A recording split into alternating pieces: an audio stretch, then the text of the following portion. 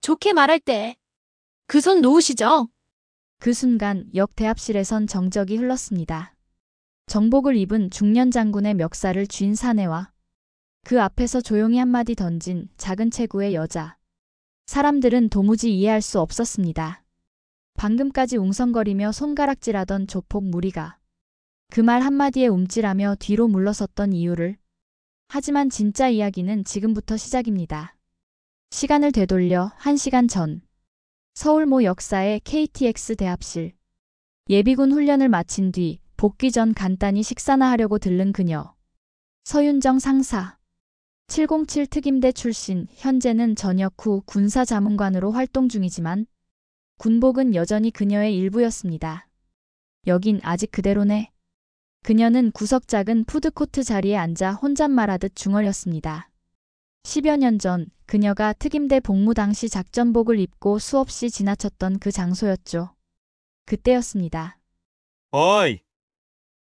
할배, 장군이면 다야? 군바리들 다 늙어가네. 건들건들한 말투. 조금 떨어진 자리에서 술에 잔뜩 취한 사내 무리가 어느 중년 군인에게 삿대질을 하고 있었습니다. 그 중년 남자는 대한민국 육군 중장. 훈련 점검 후 복귀 중이던 현역 투스타였죠. 그만하시죠. 여기서 이러시면 곤란합니다. 장군이 침착하게 말했지만 사내 하나가 느닷없이 멱살을 움켜쥐었습니다. 너희 군인들 다 썩었어. 나 때는 말이야. 어디서 이렇게 잘난 척이야? 그 순간 그녀가 일어났습니다. 누구도 눈여겨보지 않았던 군복 차림의 여인. 그녀가 조용히 다가와 그 사내 앞에서 멈춰섰습니다. 아저씨, 제발. 그 손 좀 놓으시죠. 사내가 고개를 돌렸습니다. 그리고 웃었습니다. 너도 군인이냐? 이쁘장하게 생긴 게 뭐 대위쯤 되냐? 그녀는 아무 말 없이 그의 팔을 조심스레 바라보다가 천천히 캔커피를 내려놓았습니다. 그리고 미소를 지었습니다. 그 미소가 폭풍전 고요라는 걸 조폭들은 몰랐습니다. 점점 이상해지는 분위기 속 그녀의 시원한 사이다 한 방이 터져나오는데 그들의 운명은 어떻게 되는 걸까요? 지금부터 놀라운 반전 이야기를 들어볼게요. 그 전에 잠깐만요. 시청하시기 전 좋아요와 구독 잊지 않으셨죠? 한 번만 꾹 눌러주시면 여러분의 하루에 축복이 가득할 거예요. 조폭 무리는 그녀를 둘러싼 채 키득거리며 눈짓을 주고받았다. 가장 나이가 많아 보이던 남자가 투스타의 멱살을 쥔 채 서윤정을 슬쩍 훑어보며 말했다. 아니 근데 진짜 군인이야? 그렇게 생겨선 말이지 군인보단 모델 쪽이 낫겠는데. 옆에 있던 또 다른 남자가 대놓고 비웃었다. 내가 보기엔 간부 코스프레야. 요즘은 군복 인터넷에서도 파니까. 진짜면 내가 여기서 벌러덩 눕는다. 서윤정은 여전히 조용히 서 있었다. 그녀의 시선은 오직 멱살 잡힌 투스타의 손목에 닿아 있었다. 사람들의 웅성거림은 점점 커졌고 푸드코트에 있던 직원이 다가와 조심스럽게 말했다. 저기 손님들 여기서 싸우시면 안 됩니다. 지금 경찰 부르겠습니다. 그러자 조폭 중 하나가 컵을 책상에 툭 내려놓으며 짜증 섞인 목소리로 말했다. 뭐야, 갑자기 왜 이렇게 분위기 싸해져? 장난 좀 친 거 가지고 왜 이래? 우리 동네에선 다 이렇게 놀아. 그 말에 투스타는 한 손으로 조폭의 손목을 살짝 치우려 했지만 그조차도 허락되지 않았다. 늙으면 그냥 조용히 앉아 있어야지. 괜히 어깨에 별 2개 달았다고 폼 잡고 있어. 그 순간 서윤정의 손끝이 움직였다. 그녀는 고요하게 마치 일상처럼 캔커피를 들고 한 발 앞으로 다가섰다. 그리고 다시 한번 짧게 말했다. 지금 놓지 않으시면 나중엔 본인 손으로도 못 놉니다. 조폭은 그제야 그녀를 정면으로 바라보며 인상을 찌푸렸다. 너 진짜 재수 없다? 내가 지금 기분만 안 나빴으면 그냥 넘어갔을 텐데. 그 말이 끝나기도 전에 서윤정의 손은 조폭의 팔꿈치 아래를 단단히 잡아챘다. 뼈가 어긋나는 듯한 묵직한 소리와 함께 조폭의 팔이 반대로 꺾였고 그의 몸은 바닥 쪽으로 기울었다. 어디선가 여자 승객의 짧은 비명이 터져나왔고 조폭은 그대로 주저앉았다. 바로 그 다음 순간 왼쪽 발을 반걸음 빼며 중심을 낮춘 서윤정은 눈앞의 남자를 정확히 벽 쪽으로 밀어붙였다. 남자의 몸이 자판기 옆으로 부딪히며 구겨졌다. 주변은 단숨에 정적에 휩싸였다. 지금 일어난 일이 믿기지 않는다는 눈빛으로 모두가 바라봤다. 그리고 그 여자의 표정은 아직 단 한 번도 흐트러지지 않았다. 바닥에 처박힌 조폭 하나가 욕설을 내뱉으며 몸을 일으켰다. 이 미친, 너 지금 진짜 끝장나고 싶어서 이러는 거지? 그의 얼굴은 벌겋게 달아올라 있었고 팔을 제대로 펴지 못한 채 서윤정을 노려봤다. 야, 그냥 한 대만 날려. 진짜 조용하게 만들어버려. 조폭 둘이 동시에 달려들었다. 그들은 더 이상 말로 통하지 않는다는 걸 느꼈고 이제는 숫자와 힘으로 밀어붙이려 했다. 하지만 서윤정은 이미 중심을 낮추며 한 명의 가슴팍으로 정확히 발을 밀어넣었다. 몸통 전체가 뒤로 밀려나며 푸드코트 의자들이 와르르 무너졌다. 나머지 한 명은 뒤에서 팔을 붙잡으려 했지만 그녀는 재빨리 허리를 틀어 그의 팔을 자신의 어깨에 얹고 그대로 몸을 숙이며 넘겼다. 이번엔 바닥에 떨어진 건 사람 둘이었다. 순간 사방에서 탄성이 터졌다. 야, 뭐야 진짜 뭐야 저 사람? 방금 유도처럼 던진 거 봤어? 사람 아니야, 진짜 대박이다. 구경하던 몇몇 승객이 핸드폰을 꺼내 촬영을 시작했고 어떤 이는 이미 경찰에 전화를 걸고 있었다. 지금 KTX 역사 푸드코트 앞인데요. 싸움 났어요. 한 여자가 아니 군인 같은데 셋을 그냥. 그 순간 벽 쪽에 처박혔던 조폭 리더가 이를 갈며 일어났다. 그리고 바지춤 안쪽에서 무언가를 꺼내들었다. 짧은 커터칼, 날은 짧았지만 그 눈빛은 위험했다. 너 진짜 어디 한번 해보자. 이건 정당방위로 안 끝나니까 말 잘해라, 지금. 칼날이 햇빛을 받아 번들거리는 찰나. 서윤정은 눈을 가늘게 뜨며 말했다. 당신은 지금 정말로 돌아올 수 없는 선을 넘었습니다. 그리고 조용히 왼쪽 소매를 걷어 올렸다. 707 특임대 마크가 그 자리에 또렷하게 박혀 있었다. 조폭 리더의 손에 쥐어진 커터칼은 떨리고 있었다. 분노인지 두려움인지 본인조차 구분이 되지 않는 듯한 눈빛이었다. 웃기지 마. 707이든 뭐든 오늘 너 진짜 사람 잘못 건드렸다고 후회하게 해줄게. 그는 위협적으로 한 발짝 다가왔다. 사람들의 비명과 뒤섞여 의자들이 밀리는 소리. 어디선가 떨어진 쟁반 소리가 섞여 대합실은 아수라장이 되었다. 서윤정은 그를 향해 고개를 숙였다가 다시 들며 조용히 정확하게 한 단어만을 내뱉었다. 정지. 그 순간 그녀의 왼발이 먼저 움직였다. 칼을 든 손목을 옆으로 밀쳐내며 상체를 숙이고 순식간에 리더의 무릎 뒤를 발로 찍었다. 퍽 소리와 함께 남자의 다리가 접히며 그는 그대로 앞으로 고꾸라졌다. 칼이 바닥에 떨어졌고 그녀는 망설임 없이 그 위로 무릎을 꿇었다. 손목을 다시 제압하고 팔을 꺾은 채 움직이지 못하게 고정했다. 남자는 소리를 지르려 했지만 그녀는 조용히 귓가에 말했다. 아직 뼈는 안 나갔어요. 지금 사과하고 가만히 계시면 병원까진 안 가도 됩니다. 곧 경찰의 사이렌 소리가 역 안으로 퍼졌다. 주변은 다시 고요해졌지만 그 고요는 이번엔 경외의 분위기였다. 사람들 대부분은 말없이 그녀를 지켜보고 있었다. 촬영하던 사람은 핸드폰을 내리고 누군가는 작은 박수를 치기 시작했다. 그리고 경찰 2명이 푸드코트 안으로 달려들었다. 현장 대응자 누구십니까? 서윤정은 조용히 손을 들었다. 그 손은 단정했지만 조금의 떨림도 없었다. 경찰은 그녀를 쳐다보다 말했다. 혹시 군 관계자십니까? 그녀는 고개를 끄덕였다. 그리고 조용히 왼쪽 팔을 들어 보였다. 707 특임대 마크가 햇빛을 받아 또렷하게 드러났다. 그제야 모두가 알게 되었다. 아까 투스타를 대신해 나섰던 작고 조용한 군복의 여인이 대한민국 최정예 특수부대 출신이라는 사실을. 경찰은 빠르게 상황을 파악한 뒤 무전기를 꺼내 들었다. 영내 폭력 사건 발생, 흉기 위협 확인. 피해자 군 관계자이며 현장 제압 완료, 추가 병력 요청. 조폭 리더는 땀을 뻘뻘 흘리며 비명을 질렀다. 진짜 몰랐다고요? 707이 뭐예요? 그게 뭐 그렇게 대단해요? 우린 그냥 장난친 거였어요. 우리도 맞았잖아요. 하지만 경찰은 흔들리지 않았다. 현장 목격자들의 영상과 증언이 이미 이어지고 있었고 편의점 점장도 손을 떨며 경찰에게 다가와 말했다. 저분 서윤정 상사님입니다. 전에도 군복 입고 자주 들르셨던 분이에요. 진짜 우리가 아는 그 특임대 맞습니다. 경찰은 조폭 셋을 한 줄로 세우고 수갑을 채웠다. 눈치를 보던 그들은 뒤늦게 사과 비슷한 말을 중얼거리기 시작했다. 진짜 죄송합니다. 우리가 그런 줄 몰랐어요. 그냥 군복 입은 줄 알았지 그게 그렇게 큰 줄 몰랐다고요.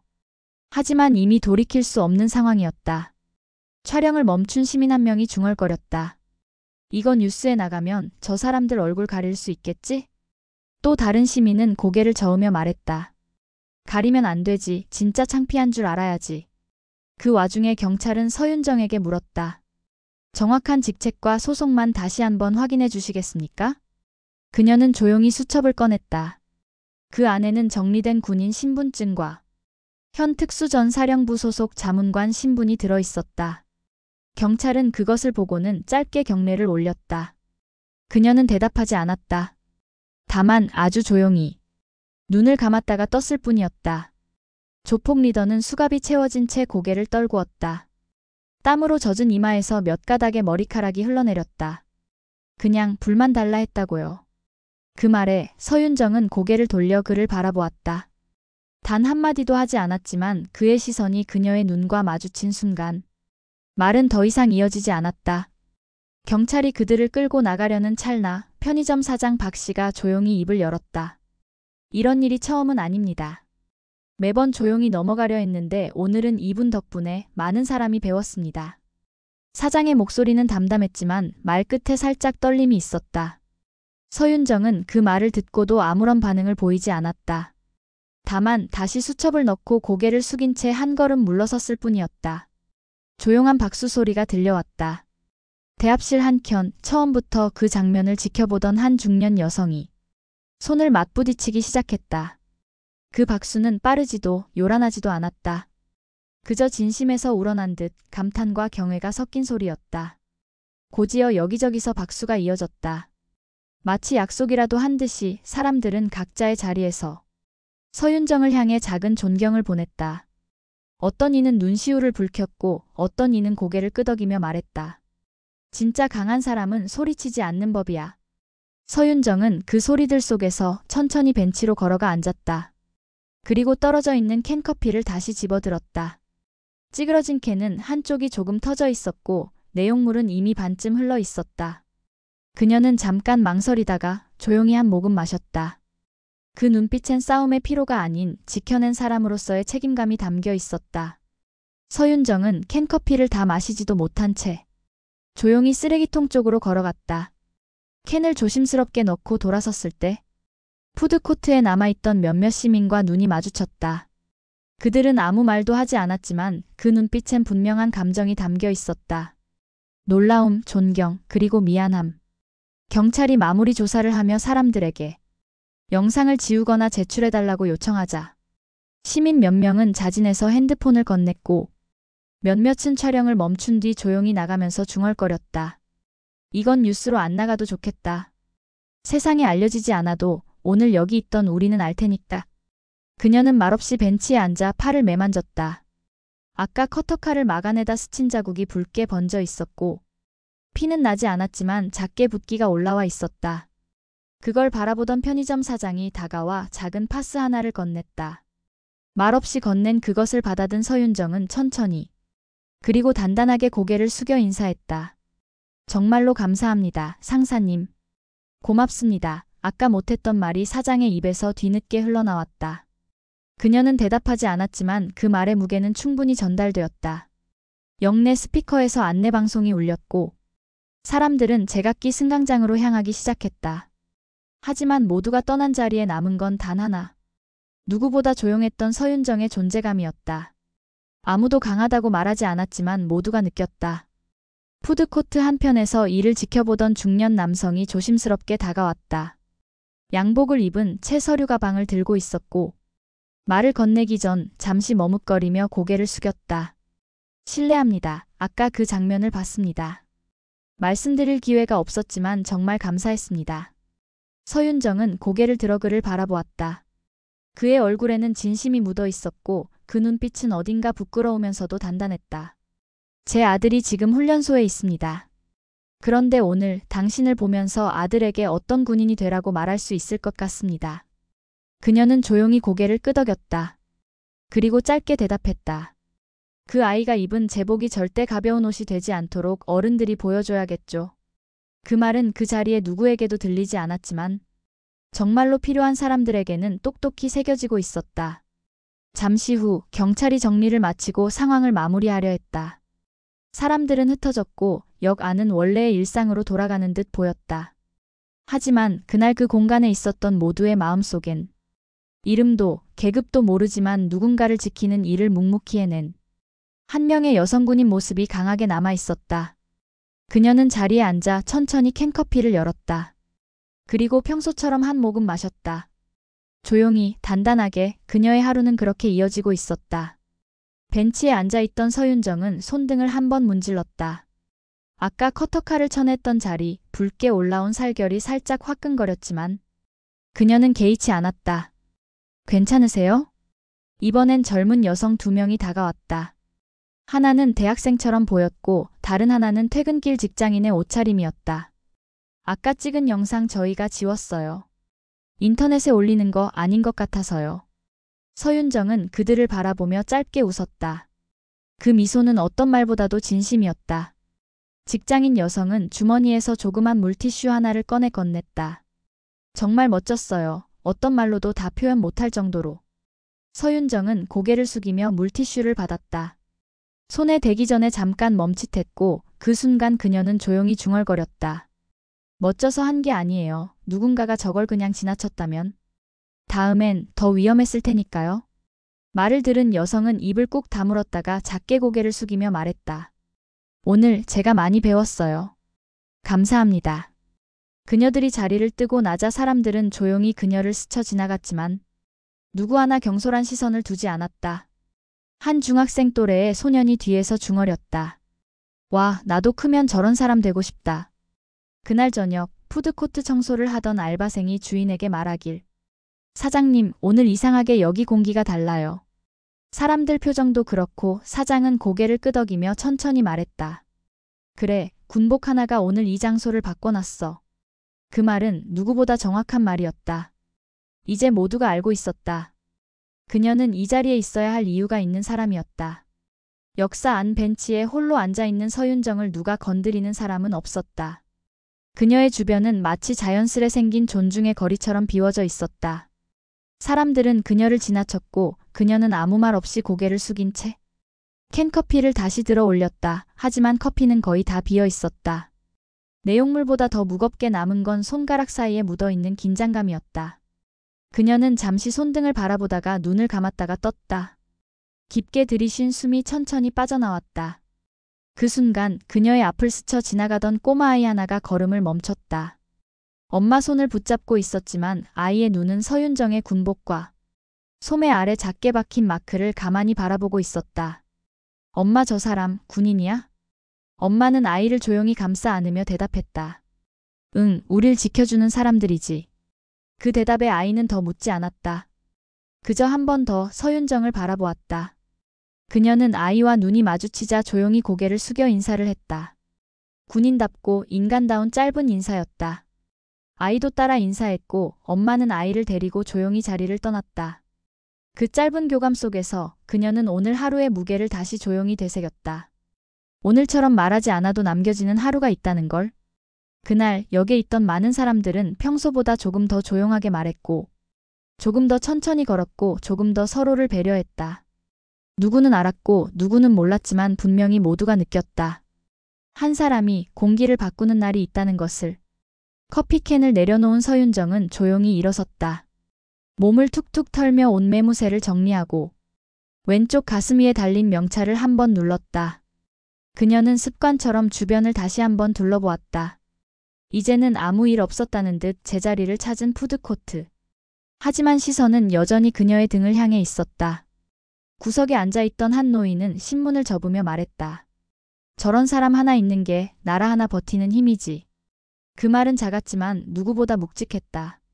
그리고 그 순간 서윤정은 무언가를 떠올린 듯 주머니에서 작은 수첩을 꺼냈다. 거기엔 그녀가 직접 쓴 손글씨 메모가 한 줄 있었다. 복귀 전 정신전력 보고서 초안 작성. 그녀는 조용히 웃었다. 그리고 수첩을 다시 접었다. 이제 떠날 시간이었다.